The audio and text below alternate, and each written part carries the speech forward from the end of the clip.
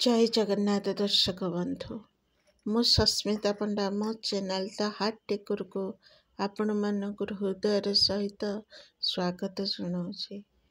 आपण जदि नुआ थिबे मो चैनल ले तेबे मो चैनल को सब्सक्राइब करते भूलिबेनी। कारण आमे ना परस्पर अनुभव ही शिखती आ निज हृदय मरम पटी भी करते।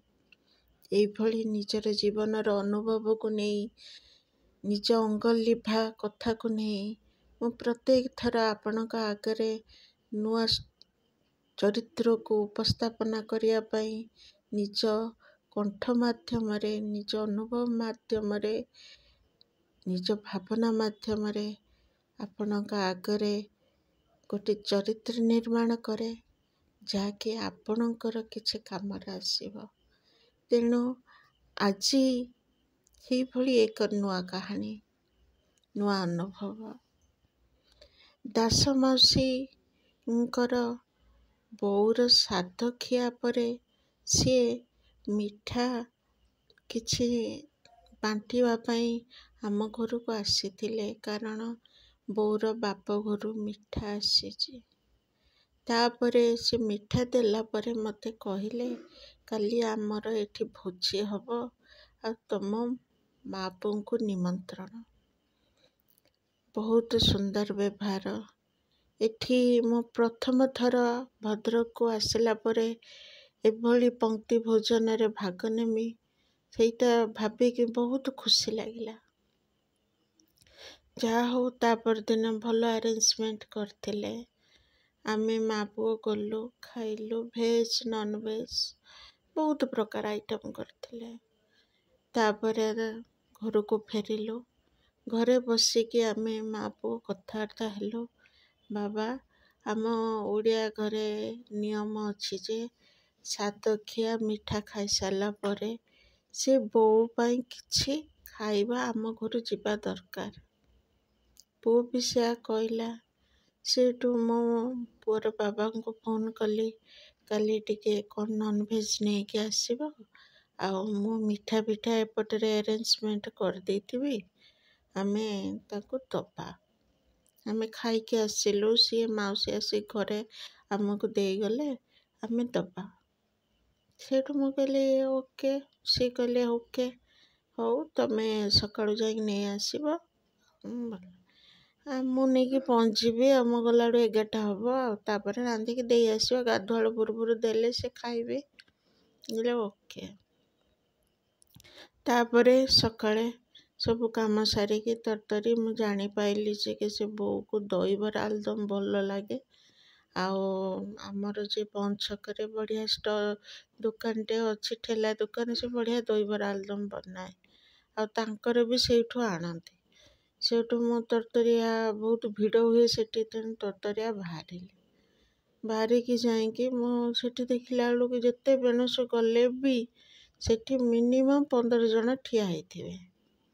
एकुटिया लोक भाई से तांको प्लेट रे अति सुंदर व्यवहार जी जेते चिड़ू थांती तांको पड़े जीवो बोली कहउथांती किंतु मु लक्ष्य कली से भाई तांको काम रे लागी छांती एवं समस्त को खुशी करला बलिया टोन ले कथा होतांती।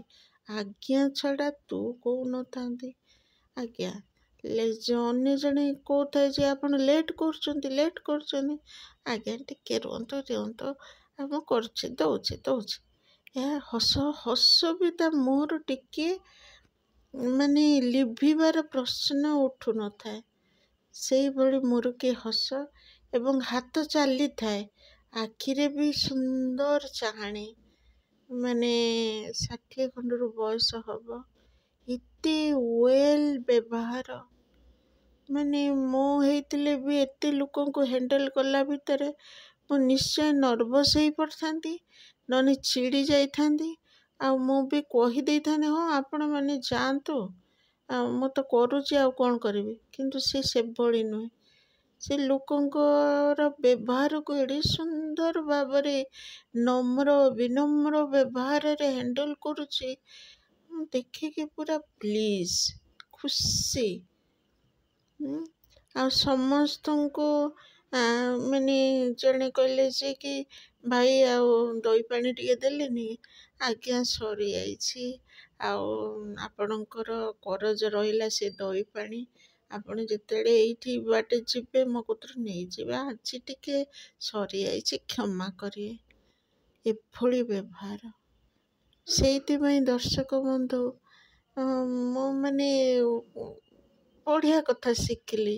ଯେତେ ଟେନସନ୍ରେ ଥାନ୍ତୁ କିନ୍ତୁ ତାକୁ ଯେ ନିଜ ଫେସ୍କୁ ଆଣିବା କେମିତି ହୁଏ, ବନ୍ଦ କରି ହୁଏ, ସେଇଟା ମୁଁ ତାଙ୍କ କତିରୁ ଶିଖେ। ମୁଁ ଯେତେବେଳେ ଯାଏ ତାଙ୍କୁ ଅନାଏ ଆଉ ତାଙ୍କଠୁ ଶିଖେ ଯେ କି ଏତେ ଲୋକଙ୍କୁ ସେ ବାଡ଼ି କୁଡ଼ିକି ସଜେଇକି ଯାହାକୁ ପଛରେ ସେ ମାଗୁଛନ୍ତି ଟିକେ କିଏ ଆଳୁଦମ୍ ଦିଅ, କିଏ ଘୁଗୁନି ଦିଅ, ଭାଇ ଆମକୁ ଦେଲନି, ଇଏ କଲନି, ସିଏ କଲନି, ଆଜ୍ଞା ସରି କ୍ଷମା କରିବେ, ନିଅନ୍ତୁ ନିଅନ୍ତୁ। ମାନେ କେତେ ସୁନ୍ଦର ବ୍ୟବହାର। ଆଉ ଆମେ ଟିକେ ଟିକେ କଥାରେ ମହାଭାରତ। ମୁଁ ଯେତେବେଳେ ଯାଏ ତାଙ୍କ କତିରୁ ଏହା ହିଁ ଶିଖେ। ସେଇଠୁ ମୁଁ ତାଙ୍କୁ ଧରିଲି ଆଉ ବାଟ ସାରା ଭାବିକି ଦହିବରା ଆଳୁଦମ୍କୁ ହାତରେ ଧରି ଭାବି ଆଇଲି, ଲୋକ କାହିଁକି ସେଠିକି ଯାଉଛନ୍ତି? ଅନ୍ୟ ଦୋକାନ ସବୁ ଫାଙ୍କା, ଆଉ ସେଠି କ'ଣ ସେ କ'ଣ ବହୁତ ବଢ଼ିଆ ତରକାରୀ ବନେଇଛି ନା, ତା ବ୍ୟବହାର। ସେଠୁ ଚାଲି ଚାଲିକି ଆସିଲି। ଆସିକି ଆମର ଯେ ଗ୍ରୋସରୀ ଦୋକାନ, ସେଠି ଠିଆ ହେଇକି ପୁଅ ତ ଆଇଁଷ ଖାଏନି, ତେଣୁ ପନିର ପାଇଁ ମୁଁ କହିଲି ଭାଇ ପନିର ଟିକେ ଦେବ।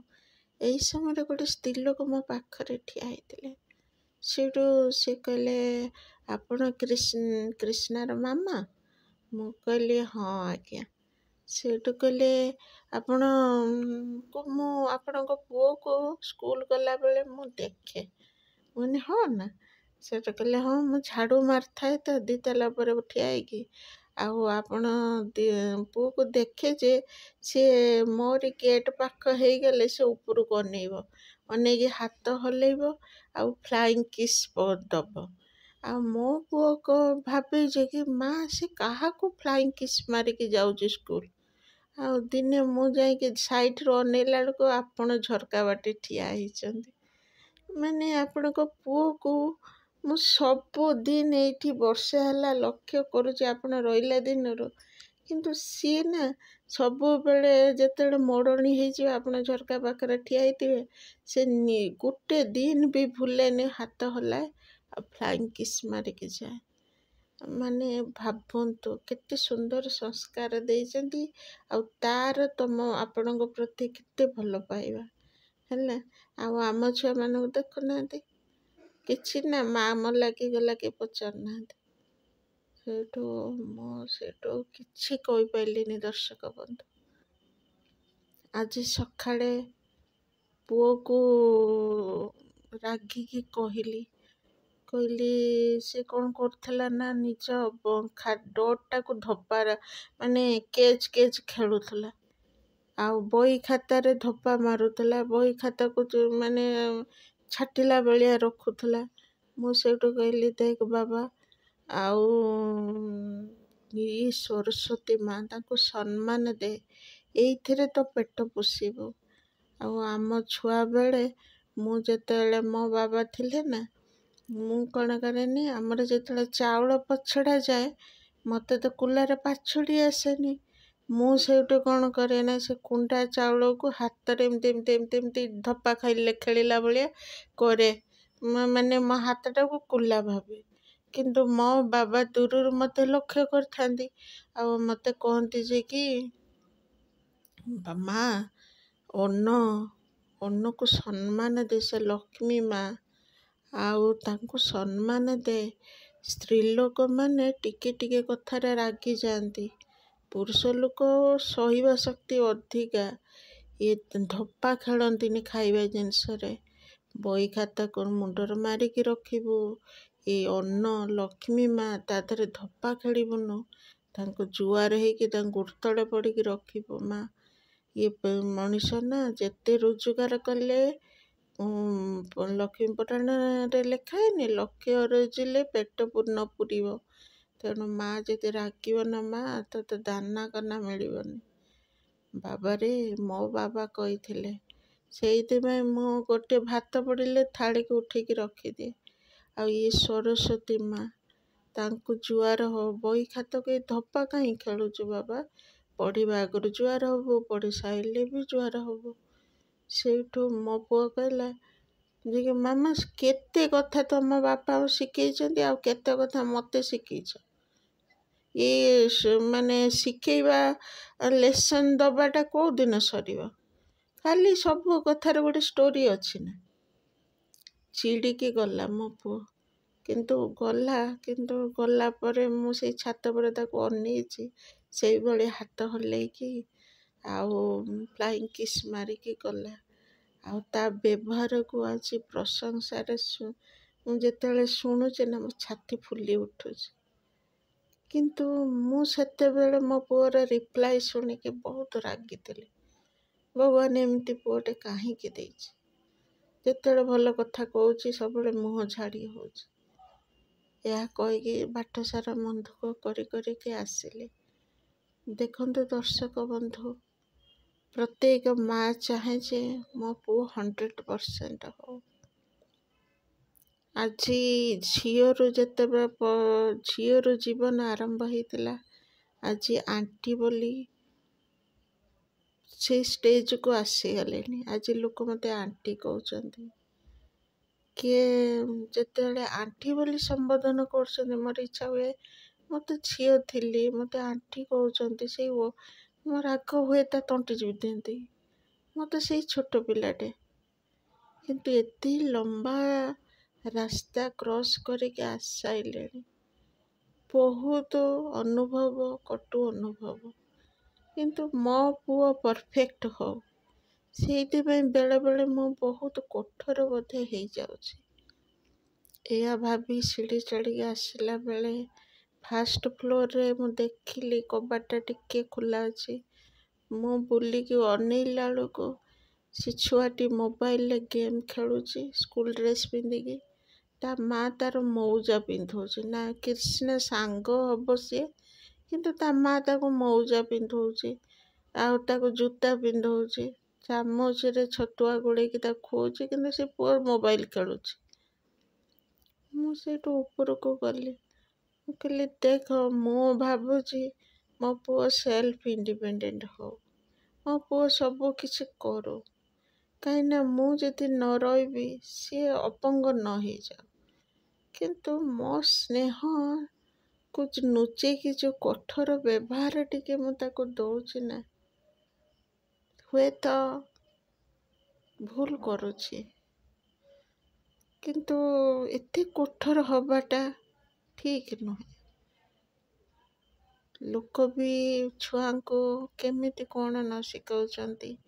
ସେ ସ୍କୁଲ ଯାଉଛି, 9ମ ଶ୍ରେଣୀ ଛୁଆ, ଆଜି ପର୍ଯ୍ୟନ୍ତ ତା ମା ତାକୁ ଖୁଆଇ ଦେଉଛି, ତା ବେଗ୍ ଧରିକି ସ୍କୁଲ ବସ୍ରେ ନେଇକି ଛାଡ଼ିକି ଆସୁଛି, ତା ମୁହଁ ପୋଛି ଦେଉଛି, ତା ଚୁଟି କୁଣ୍ଡଉଛି। କିନ୍ତୁ ମୁଁ କାହିଁକି ଅନୁଭବ ମୋତେ ହେଉଛି ଯେ କି ମୁଁ ନଥିଲା ବେଳେ ମୋ ପୁଅ ବହୁତ ହଇରାଣ ହବ। ସେଇଥିପାଇଁ ମୁଁ ତାକୁ ସେଲ୍ଫ ଇଣ୍ଡିପେଣ୍ଡେଣ୍ଟ କରତେ ଚାହୁଁଛି।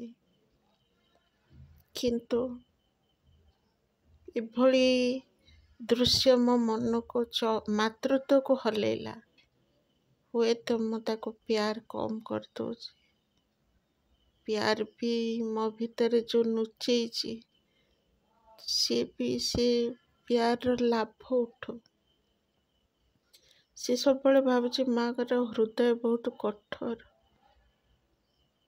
କିନ୍ତୁ ନା,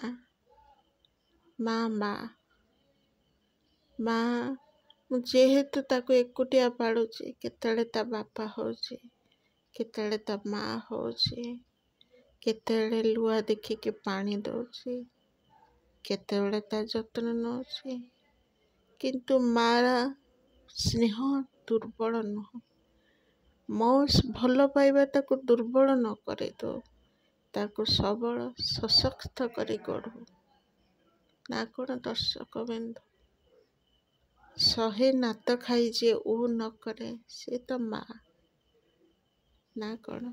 ଆପଣଙ୍କର ମତାମତ ଆଉ ଆପଣଙ୍କର ସ୍ନେହ ଭଲ ପାଇବା ମୋ ପ୍ରତି ରହିଥାଉ। ଆଉ ଆପଣ ଆପଣଙ୍କ ପରିବାର ସହିତ ଖୁସିରେ ରୁହନ୍ତୁ, ଶାନ୍ତିରେ ରୁହନ୍ତୁ। ଏତିକି ମନାସି ମୁଁ ସସ୍ମିତା ପଣ୍ଡା ମୋ ଚ୍ୟାନେଲ ସହ ଆପଣଙ୍କୁ ସହୃଦୟରେ ସ୍ୱାଗତ ଜଣାଉଛି। ଧନ୍ୟବାଦ ଶେଷ ପର୍ଯ୍ୟନ୍ତ ଶୁଣିବା ପାଇଁ। ରହିଲି। ଜୟ ଜଗନ୍ନାଥ।